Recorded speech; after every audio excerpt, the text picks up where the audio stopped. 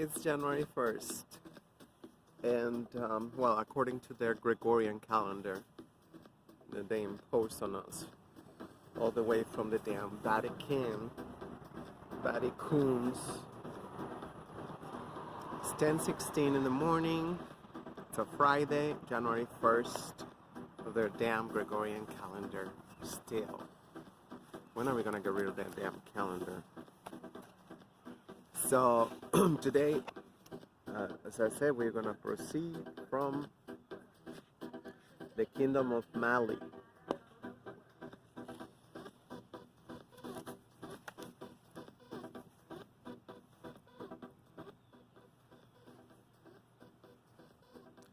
So in later account, El Idrisi said Ghana is the most considerable, the most thickly populated, and the most commercial of the black countries. It is visited by rich merchants from all the surrounding countries and from the extremities of the West. In the year 1087, the people of Ghana were able to throw off the yoke of Soso and recover their independence. But the country was never the same again. The old unity and grandeur were not recovered. Yeah, that's energy. Energy is like, this is unfortunately, this is one of the downfalls of humanity. Want to recreate the same when it's a different energy. It can be even bigger and better, but totally different. The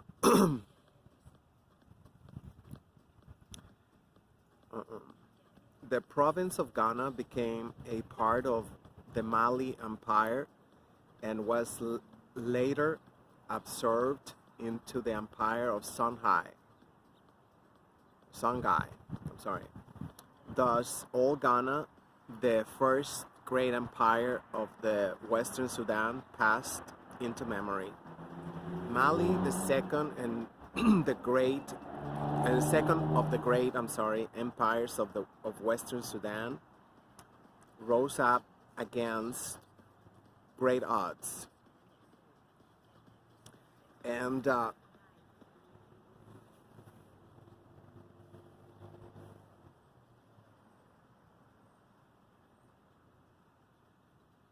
thus all Ghana, the first great empire. Oh, no. Mali, the second of the great empires of Western Sudan, rose up against great odds and usurped the territory that once was ancient Ghana, after defending itself from another invasion by the Soso people of what is now Senegal and Mauritania.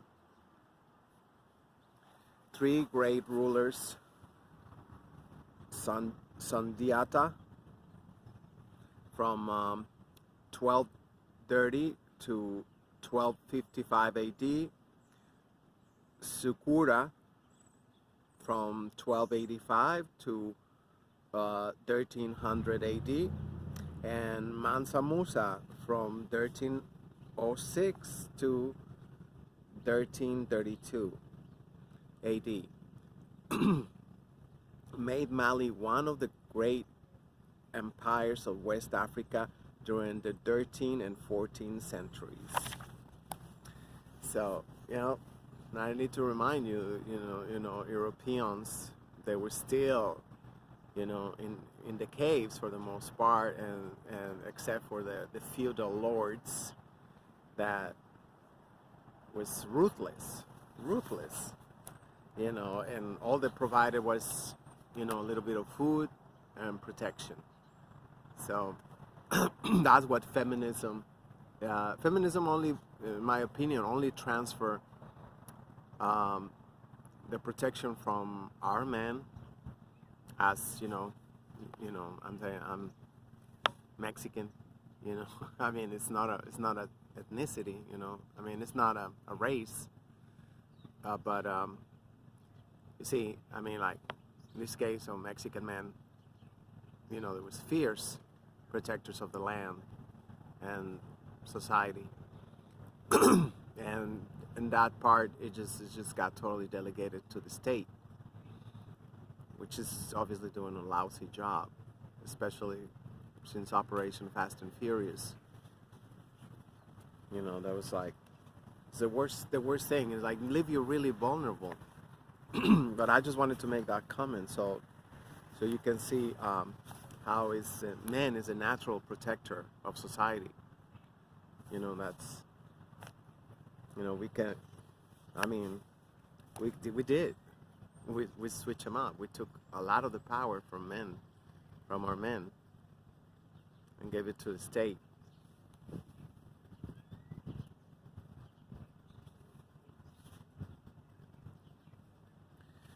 The origins and early history of the Mali Empire are enshrouded in the myths that obscure the earlier periods of African history.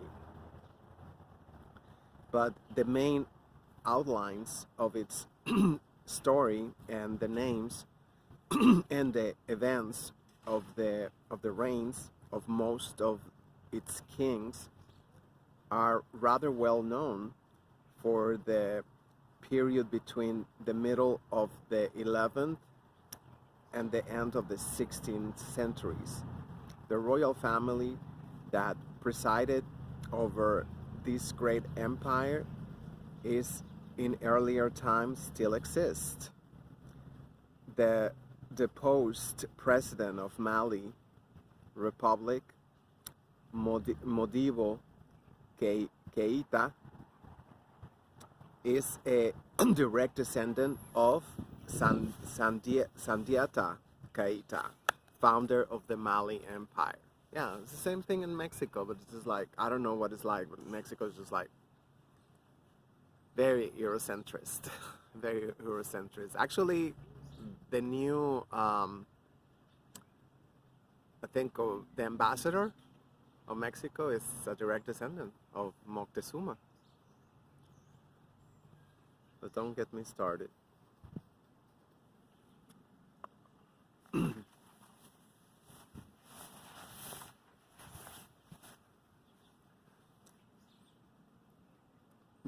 The blacks of Africa, the French historian Maurice de la Fosse, with double S, observed that, in Blacks of Africa, the French historian Maurice de la Fosse observed that after known history of more than 1,300 years, the royal family of Mali is probably the most ancient dynasty that is still in power. According to the folk tradition of this country, a king of Mali named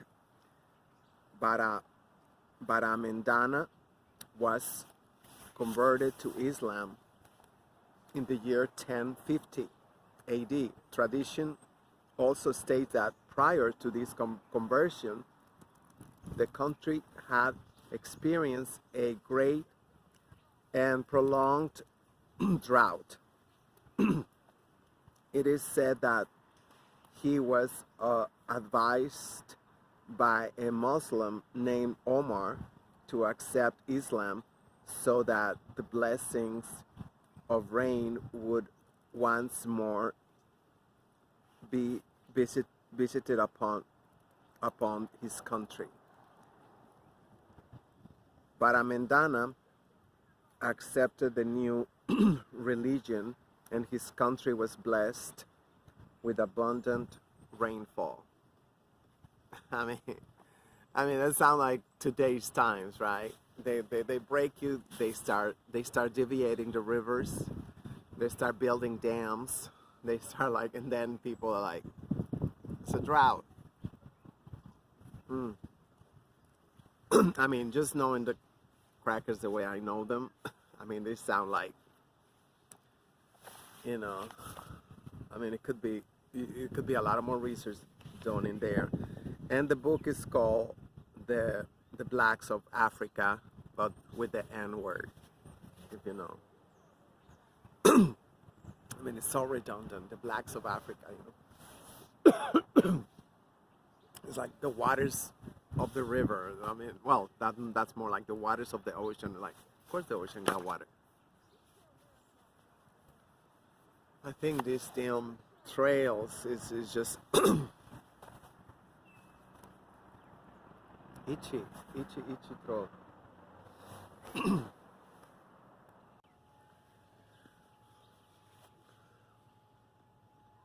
Baramendana entered into relation with neighboring states and enhanced the growth, power, and development of his country. By now, he no longer considered himself a vessel of the Empire of Ghana. The city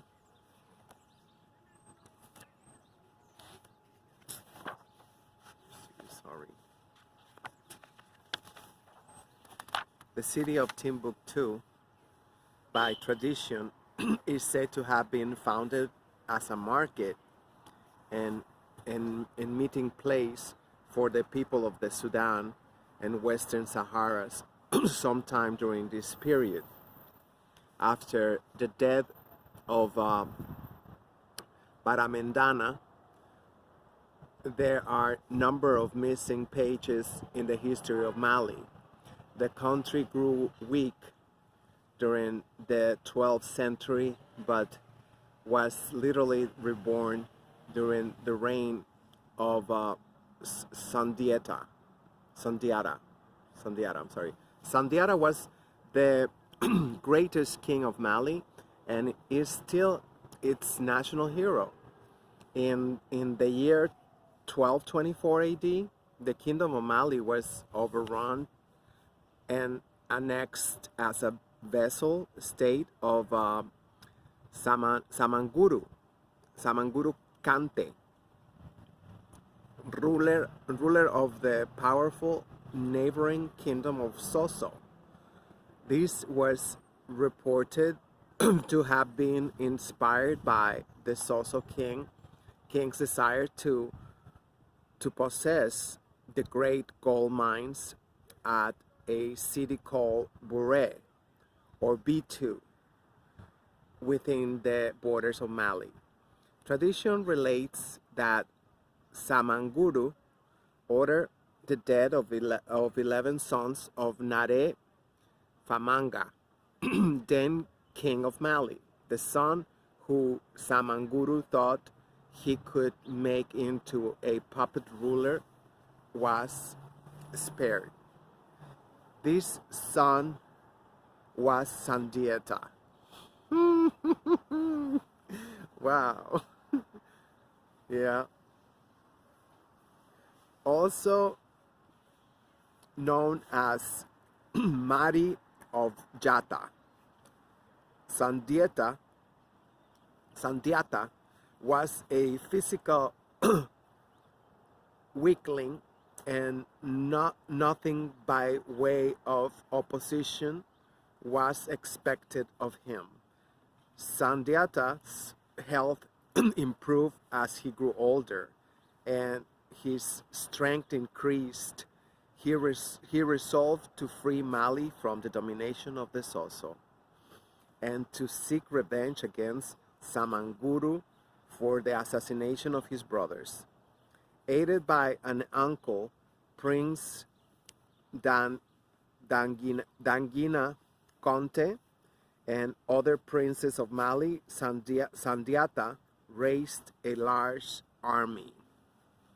You don't believe in spirits? I wonder how. Usually I never heard that. You know, we get older, we get sicker.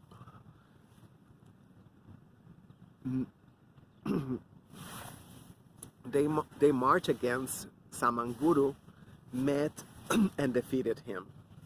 Yeah, you see, because the momentum had already passed. You gotta wait until this momentum passed. You know, there's a whole thing of, victories somebody might be having. So you might want to wait until their luck make a turn. After they killed him in a great battle of Gerina, not far from the Niger, in 1235, they annexed the kingdom of Soso as a dependency of Mali. Sandiata's able administration rendered prosperous not only domains under his rule, but those bordering his empire as well.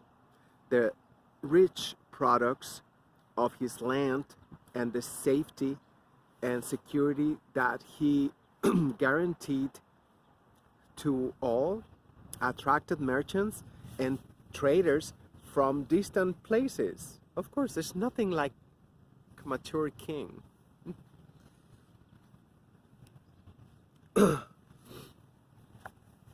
The far-flung renown of his armies caused the rights and property of his subjects to be well respected, whether his nationals traveled in neighboring lands. As a result of these activities and developments, Mali was transformed during the reign of Sandiatas from an obscure and relatively small kingdom into a large and powerful empire that was to remain the most influential state in Western Africa for more than 2 centuries.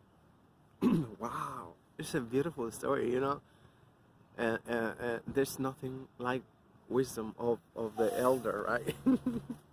He waited. Who knows? He might have faked it. He might have faked it that he was sick.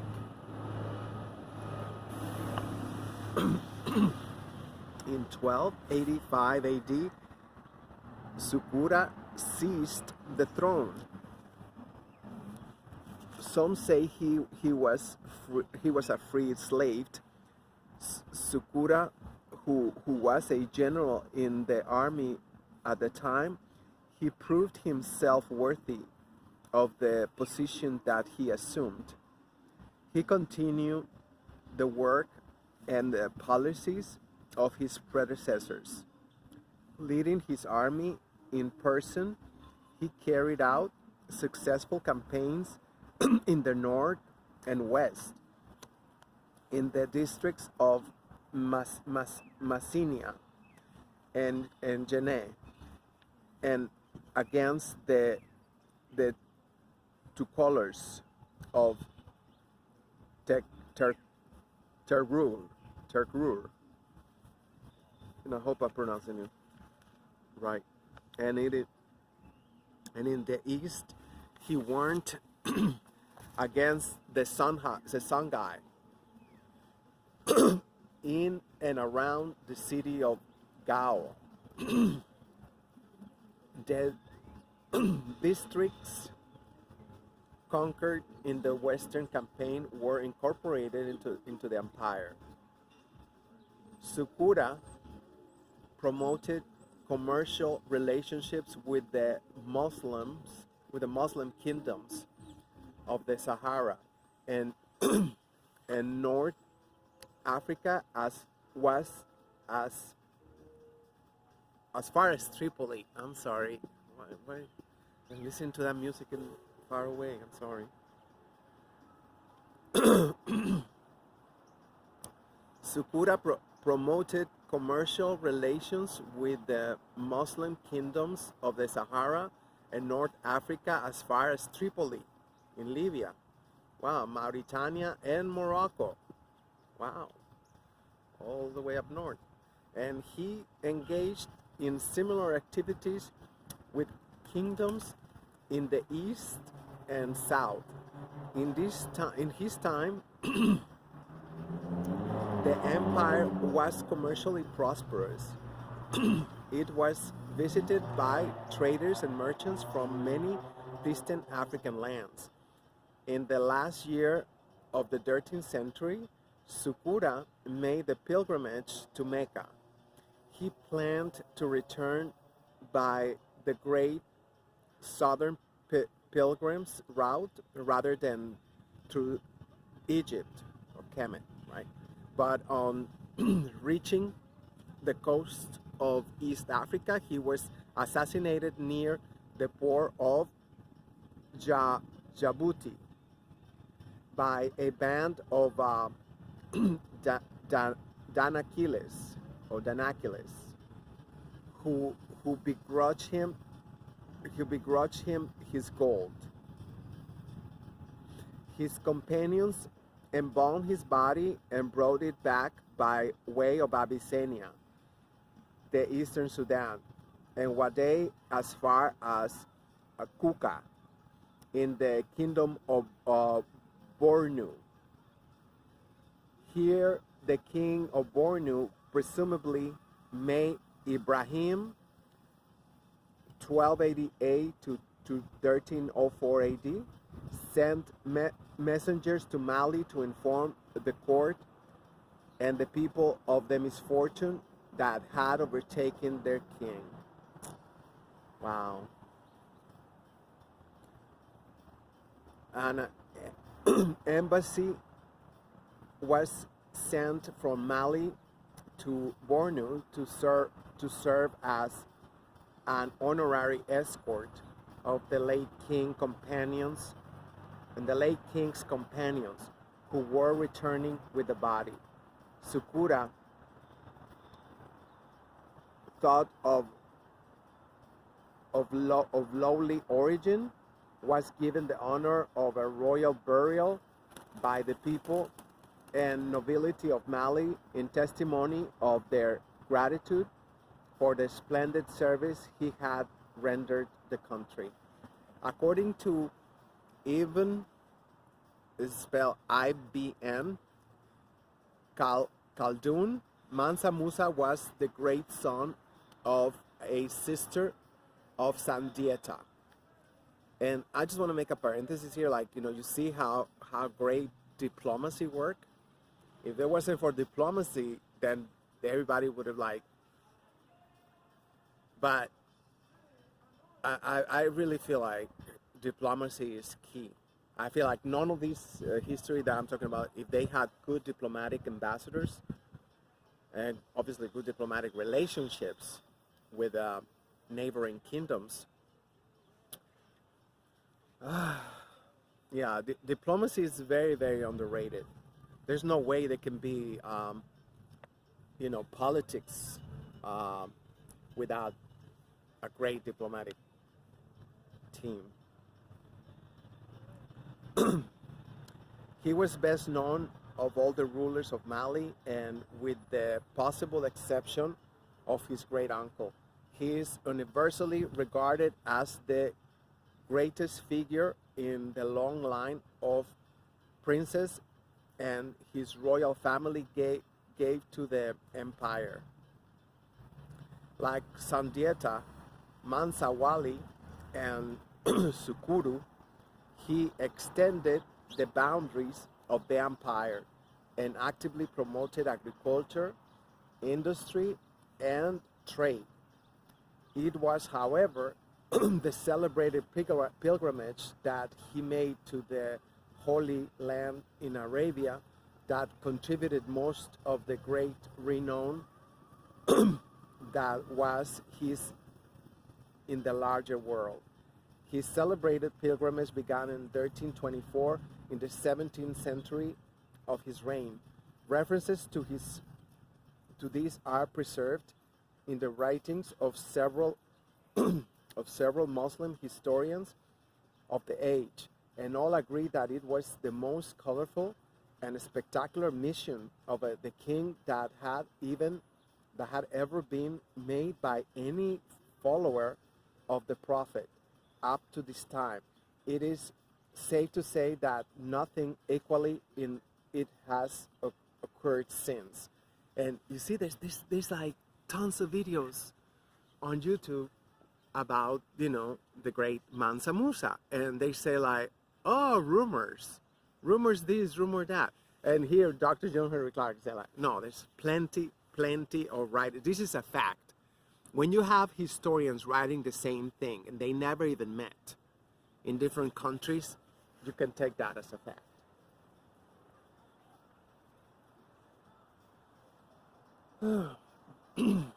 The royal caravan, according to some writers, included 12,000 persons, but other writers placed the number at 60,000.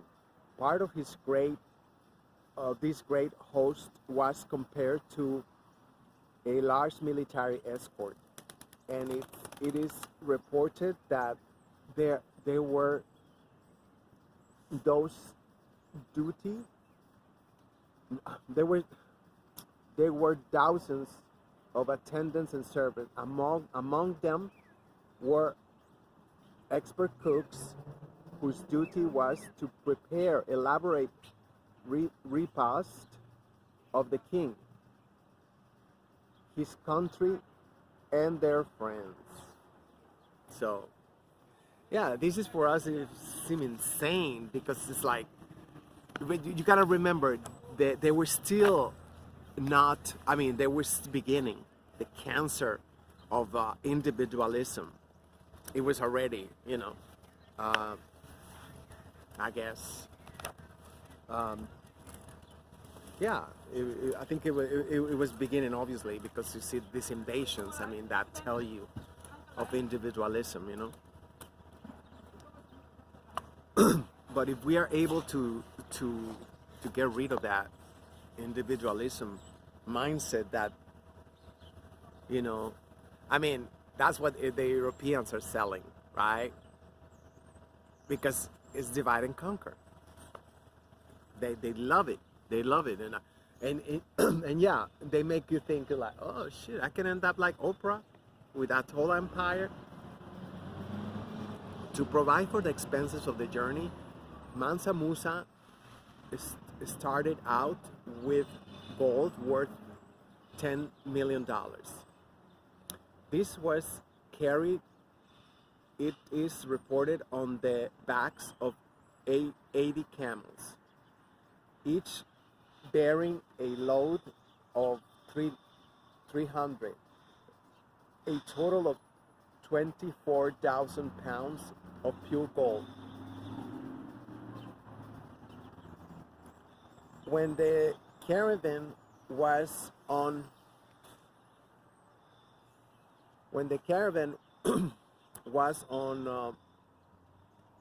the march, Mansa Musa was preceded by an escort of 500 men on foot. These men were dressed in brocades and silks, and each carried a staff of gold weighing 500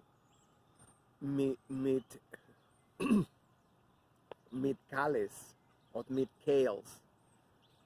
of 6 pounds, a total of 3,000 pounds of gold. Throughout the pilgrimage, the splendor of the caravan caused a great sensation in the countries it passed through, and everyone marveled at the wealth and magnificence of the royal cortege. It is related that Mansa Musa gave 20,000 gold pieces in alms at every town where he stopped. On Friday, he gave gold sufficient to build a mosque. In Mecca, Mansa Musa met and formed a close relationship with Abu Ishaq Ibrahim Es-Saheli, a noted Moorish poet and architect from Granada, Spain. The emperor invited him to return with him to the Sudan, as Saheli was appointed chief architect of the empire and erected numerous splendid buildings in various towns and cities of Mali. In the holy cities of Arabia, Mansa Musa was particularly generous in his charitable gifts. In fact, it is said that because of his great generosity, the extensive financial preparations that he made for the journey proved inadequate, and that on his return to Cairo, he found it necessary to, to borrow a large amount of gold to enable him to keep up his customary benefactions. Yeah, I mean, I doubt it. I think he already planned that. I don't think it was like,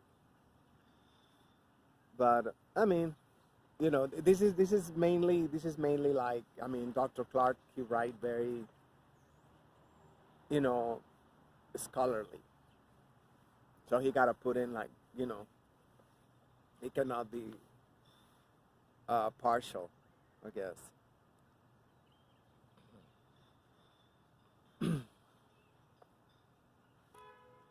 It is reported that the king had no difficulty in securing all the funds needed for his purpose, and that the loan was promptly rapid on his return to his native land. Yeah, I mean, like, you know, I don't doubt that this loan happened. I just, like, it was planned already. While traveling the desert countries, I mean, I'm sorry, couriers met the caravan and informed Mansa Musa that in his absence, his general and lieutenant Sagamandia had attacked and captured Gao, capital of the neighboring kingdom of Songhai. The emperor decided therefore to visit Gao and received the homage of Savoy and Songhai, the Songhai king. Thus, in 1325 AD, Mansa made an impressive entry into the conquered city and received in person the submission of his new vassal. To ensure his fidelity, Mansa Musa required that Savoy offer two of his sons as hostages. In compliance with his request, the princes Ali Colon and Suleiman Nare were turned over to Mansa Musa, and when he left the city, they accompanied him to the capital of Mali. This act was of great importance in the subsequent history of both Mali and Songhai. Wow, these are diplomatic moves. Mansa Musa died in 1332 AD after a 25-year reign. He left behind him an empire that was remarkable for its size and wealth. Moreover, capacity for political organization. At the time of his death, the empire of Mali extended from Tercour, borderline of the Atlantic, as far east as Takeda, a distance approximately of 1,500 miles, and on the south. It extended to the powerful kingdoms of Ashanti and the Mosi, and according to Ibn Khaldun, a great but indefinite part of the Western Sahara in the north was a tributary.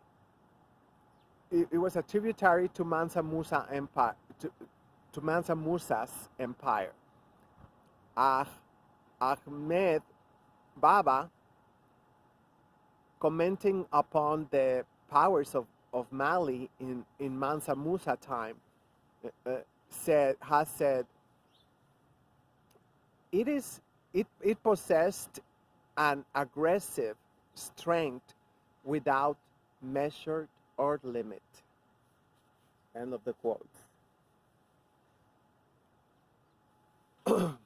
A, a noted, it's just one word, a noted modern writer declared that Mali at his period was the vastest empire that ever existed in Africa and one of the most considerable that has existed in the whole world.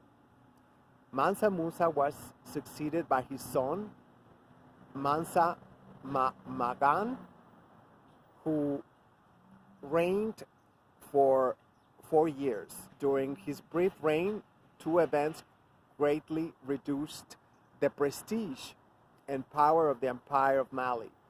In 1333, shortly after Magan's ascension, Nasege, the king of Morho Naba of Yatenga, one of the two powerful Mossi kingdoms situated in the bend of the Niger, invaded Mali from the south, marched on the city of Timbuktu, defeated the garrison that had been stationed there by Mansa Magan, and pillaged and burned a considerable part of the city. Yeah, usually that's how it happened. This is something, I'm sorry that I'm making a parenthesis, but this is something that we saw the importance of Haiti's victories, that led to 1804's independence, in the creation of the Republic of Haiti. That alone, that let everybody know the French army was crap. And also in the 20th century, the Mexican Revolution was instrumental to let everybody know that these crackers ain't shit. And then again, we can fast forward to the battle of May 5th, the Cinco de Mayo. That was another one that just like for the French army, that was like. So I can only imagine, this defeat, and that, well, after the death of Mansa Musa, alone, the death of Mansa Musa already got all these vultures, like. So.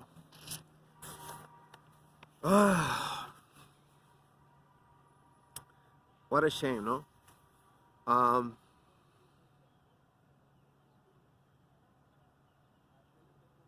The Mossi, unlike the people of Mali and Songhai, still adhered to the ancient native regions of West Africa, and their attack on Timbuktu initiated a series of conflicts between the Muslims and the non-Muslim states that was to last for more than 200 years.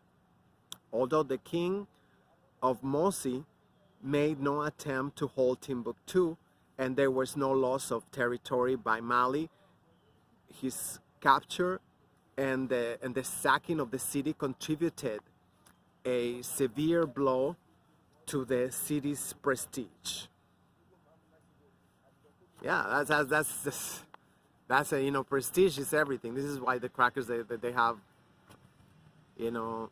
hundreds of years of advantage in the Americas, because while everybody else was colonized, there was the colonizers. The second event during Mansa Magan's reign did, however, result in the loss of considerable territory. In 1335 AD, Ali Colon and Suleiman Nare, the two sons of Savoy, the vassal king of Songhai, escaped from the capital of Mali, where they had been taken as hostages of Mansa Musa 10 years before. The king, this is why I hate to have prisoners. It's like, nah, I don't want to like. The king sent out swift detachments that overtook the fleeing hostages, but they fought so valiantly that they could not be recaptured. They succeeded in reaching their own land safely. Soon after his return, Ali Colon, aided by his brother and supported by the people of Songhai, proclaimed himself king and successfully freed his kingdom from the dominion of Mali. In 1352, the historian Ibn Battuta visited Mali beyond Walata, north of Ghana. He found an almost entirely African population. He described the roads as perfectly safe from Walata to Mali. Provisions such as milk, chickens, rice, flour, and beans were found everywhere. And as for drink, the inhabitants had water mixed with flour and honey. In Timbuktu, the capital, there were numerous lawyers in a flourishing economy. The king at the time, Sulaiman, held audiences in a hall adorned with gold and silver plaques. Ibn Battuta relates how the chief of Walata, accused of robbing a merchant, had to come to Mali in person, where he was found guilty and disgraced by the king. Ibn Battuta considered the Mali people very just. Mali, at its height, was a jewel among West African nations. Wow, I want to cry. It's just like such a shame, you know. I mean, like, there's always this freaking. This is what they say, you know. Oh, you know, culture is not for everybody. Culture is like for everybody. Yeah, if it's not for everybody, I mean, like. I mean, I don't even believe. I believe the same thing as it is now. I believe that there's other people pulling the strings, just like today. You know, who created ISIS? Who created Boko Haram? Who created, you know, the so-called cartels in Latin America? You know, who created all that shit? It's like, but of course, that's not the field of Dr. Clark. That's another science. That's another art. I gotta go because the bitch is freezing. Oh my gosh. Oh my god. I hope you like this. I hope this inspires you to do your own research, to get to the bottom of all this, because if we learn what they was doing back then, we know what they're doing now, because they're using the same tactics. I'm telling you, it's the same people is behind destabilizing all these empires. You know, and I mean, I say empire, it's like, it's just like, you know, because United States is an empire. You know, I mean, like, they got all the trades. They don't like us saying that the truth, but it is the truth. It is the truth. They are an empire, and they are the worst and the most savage empire in the history of humanity. Why? Because A lot of people they don't see that. They don't see that. They mutate and like they say, oh no, we're not an empire. Well, you impose your coins, you impose your currency. I'm sorry, you impose, you know. I don't know. I'm gonna shut up. So, I guess if you still have a colonized mind and you follow the damn Gregorian calendar, happy 2021. Later.